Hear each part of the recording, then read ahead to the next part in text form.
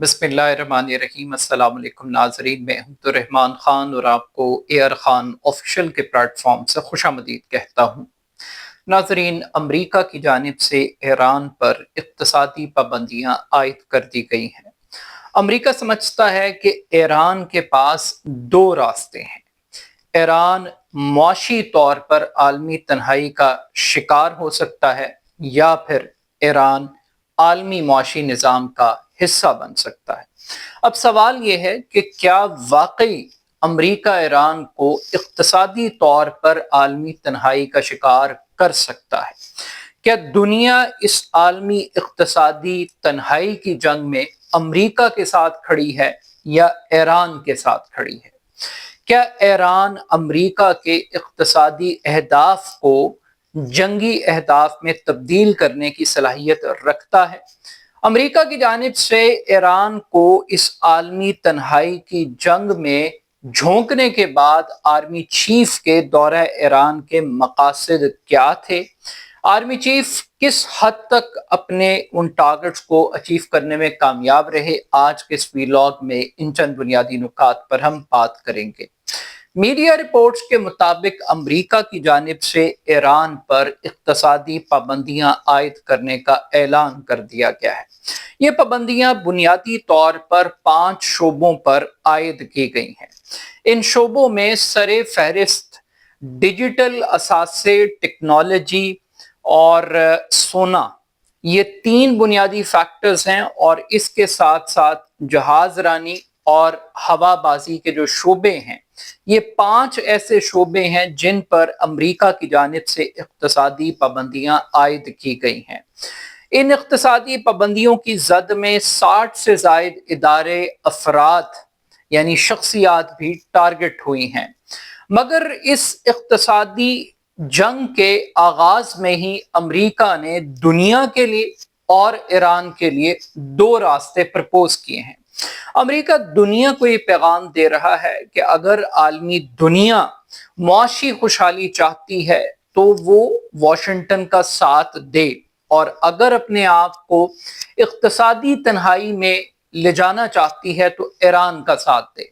इसी तरीके से ईरान के पास भी 2 रास्ते हैं। एक रास्ता ये है कि वो अमरीका के साथ कता ताल्लुकी इख्तियार करके अमरीका के खिलाफ ऐलाने जंग करके अपने आप को मुआशी तौर पर आलमी तन्हाई का शिकार कर दे, या फिर वो आलमी मुआशी निज़ाम का हिस्सा बन जाए।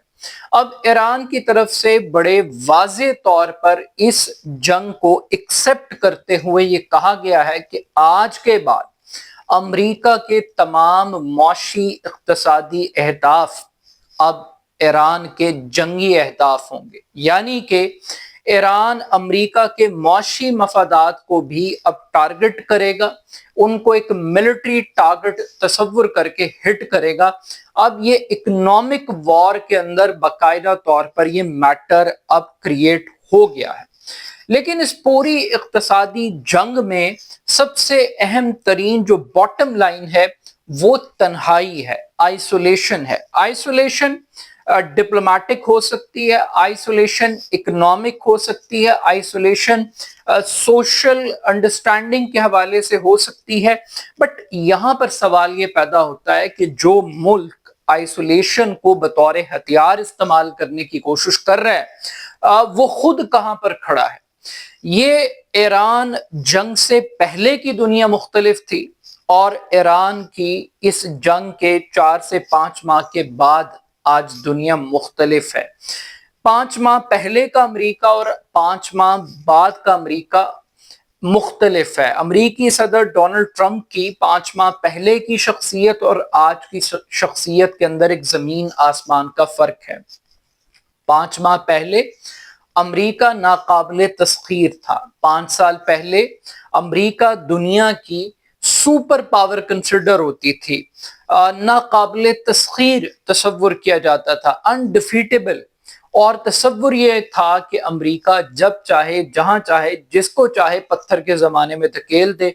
और यही जो कुछ उन्होंने वेनेजुएला के अंदर ट्रेलर चलाने की कोशिश की थी, वही उनका तस्वुर था कि वो ईरान के अंदर भी इस किस्म की तब्दीलियां لے آئیں گے، مگر حیران کن طور پر امریکہ وینزویلا نہیں بنا، امریکہ افغانستان نہیں بنا، امریکہ عراق نہیں بنا، بلکہ ایران نے نہ وینزویلا بنا، نہ افغانستان بنا، نہ عراق بنا، بلکہ ایران نے امریکہ کے لیے اس جنگ کو امریکی فوجوں کا قبرستان بنا دیا، امریکی تکبر کا قبرستان بنا دیا، امریکہ کی فوجوں کو غرق کر دیا۔ اور اگر کوئی اس پوری جنگ کا سب سے بڑا لوزر ہے تو وہ امریکہ ہے۔ یہ امریکی صدر ہیں جو آج نیٹو سے ناراض ہیں، جنہیں لگتا ہے کہ نیٹو نے اس جنگ میں امریکہ کا ساتھ نہیں دیا۔ نیٹو امریکہ کا اتحادی ہے۔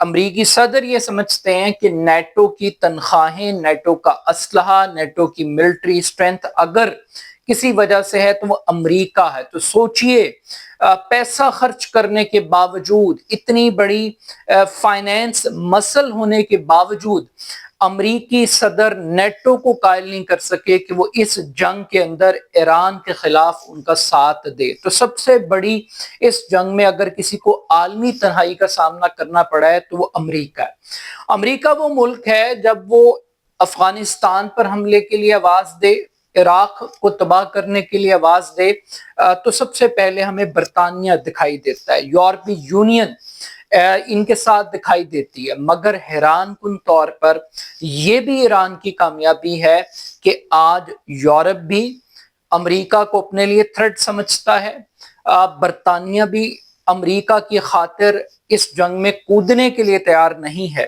تو یہ ایک بہت بڑی کامیابی ہے ایران کی کہ ایران نے جس طریقے سے ملٹری آئسولیشن کریٹ کی امریکہ کے لیے، ڈپلومیٹک امبیرسمنٹ کریٹ کی ہے، اس کی مثال نہیں ملتی۔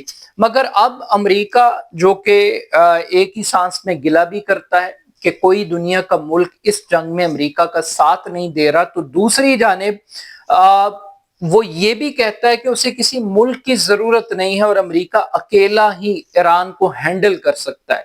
اب امریکہ اکیلا ہینڈل کر سکتا ہے یا نہیں کر سکتا، مگر جب امریکہ یہ کہتا ہے کہ ہم ایران کو عالمی اقتصادی تنہائی کا شکار کریں گے، تو یہ جو عالمی اقتصادی تنہائی ہے یہ دنیا کے تعاون کے بغیر ممکن نہیں ہے۔ ملیٹریلی تو وہ آئسولیٹ نہیں کر سکا، وہ ڈپلومیٹیکلی بھی آئسولیٹ نہیں کر سکا ایران کو۔ اب جو اقتصادی جنگ شروع کی ہے، کیا دنیا امریکہ کے ساتھ ہے؟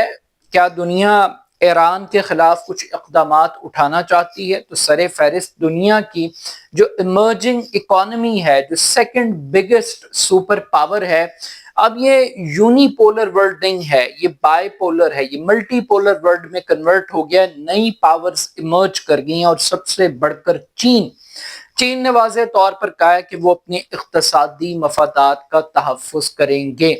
اس کا بنیادی مطلب یہ ہے کہ وہ امریکی پالیسیوں کو ایکسپٹ کرنے کے لیے تیار نہیں ہے، قبول نہیں کرنا چاہتے، نمبر 1۔ اس کے بعد ہم دیکھ رہے ہیں کہ عرب بھی امریکہ کی بی ٹیم تصور ہوتے تھے، مگر آج عرب بھی اپنے دفاع کے لیے پاکستان، ترکی کی طرف دیکھتے ہیں، وہ امریکہ کی طرف نہیں دیکھتے۔ تو یہ بھی ایک بہت بڑی کامیابی ہے کہ آج قطر جیسا ملک بھی یہ کہتا ہے کہ جو یک طرفہ پابندیاں ہیں ہم انہیں ایکسیپٹ نہیں کرتے۔ اب جب یہ عالمی تنہائی کا منجن امریکہ لے کر آیا پوری دنیا کے اندر، اور بول بول کر لفظوں سے یہ تاثر دینے کی کوشش کر رہا ہے کہ جی ان کے پاس فوجیوں کو تنخواہیں دینے کے پیسے نہیں ہیں، ایران کنگال ہو گیا، تو اسی صورتحال کے اندر پاکستان کے جو فیلڈ مارشل ہیں وہ ایران کا دورہ کر رہے ہیں۔ انہوں نے جو ایران کا دورہ کیا ہے اس دورے کو ایک بڑی پیش رفت، ایک بڑی کامیابی کے طور پر پینٹ کیا جا رہا ہے۔ اب وہ کامیابی کیا ہے، وہ پیش رفت کیا ہے، یہ کوئی نہیں بتا رہا، لیکن کچھ لوگوں کا خیال ہے کہ وہ امریکہ کا پیغام لے کر گئے تھے۔ تو امریکہ کی ایک سٹریٹجی ہے کہ پاؤں بھی پکڑتا ہے اور دھمکیاں بھی دیتا ہے، کہ اگر دھمکی سے بات نہیں بنتی تو پاؤں پکڑ لو، پاؤں سے بات نہیں بنتی تو گریبان پکڑ لو۔ تو یہ ایک امریکہ کی ایک سٹریٹجی ہے۔ اب آرمی چیف نے دھمکیاں دیں، پیغام دیا، مفاہمت کی بات کی، کیا بات کی ہمیں نہیں پتا، لیکن ایک چیز جو ایران کی طرف سے واضح طور پر اسٹیبلش کی کہ امریکی صدر کو اپنا لہجہ بدلنا پڑے گا. اس لہجے کے ساتھ ایران امریکہ کے ساتھ بات چیت کرنے کے لیے تیار نہیں ہے. جس لمحے پاکستان کے فیلڈ مارشل ایران کا دورہ کر رہے تھے تو اسی لمحے امریکہ کی جانب سے پاسداران انقلاب کے جو سینئر کمانڈ ہے ان کے خلاف معلومات فراہم کرنے پر، اطلاع دینے پر $1 کروڑ کی رقم مختص کی جا رہی تھی امریکہ کی جانب سے. تو اس سے آپ کو پتہ لگتا ہے کہ ابھی تک امریکہ اپنی شکست کے زخم چاٹ رہا ہے اور امریکہ کو سمجھ نہیں آ رہی، امریکہ کو وے آؤٹ نہیں مل رہا کہ وہ کس طریقے سے اس جنگ میں سے اپنے آپ کو نکالے. تو آنے والے دنوں کے اندر امریکہ اقتصادی طور پر تنہا ہوگا یا ایران امریکہ کے جنگی اہداف کو ٹارگٹ بنائے گا، یہ تو آنے والا وقت ہی بتائے گا. اپنا فیڈ بیک مجھے ضرور دیجیے گا. میرے YouTube channel AR Khan official کو ضرور سبسکرائب کیجیے گا. بہت شکریہ. اللہ حافظ.